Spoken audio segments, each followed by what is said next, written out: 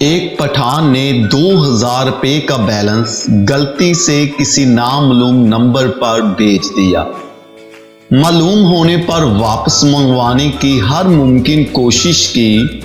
जब नाकाम हो गया तो पठान साहब ने उसी नंबर पर एक मैसेज भेज दिया जिसमें कुछ यूं लिखा था, आपको तहरीके तालिबान पाकिस्तान में शमूलियत पर मुबारकबाद दी जाती है।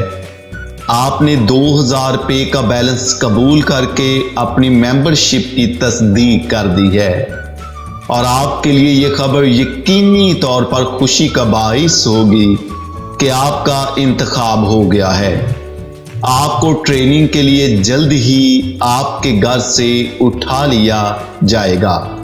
बाहुकम समुंदर खान, कमांडर तहरीके तालिबान पाकिस्तान। थोड़ी देर बाद पठान को 5000 रुपए का बैलेंस इस मैसेज के साथ मिला,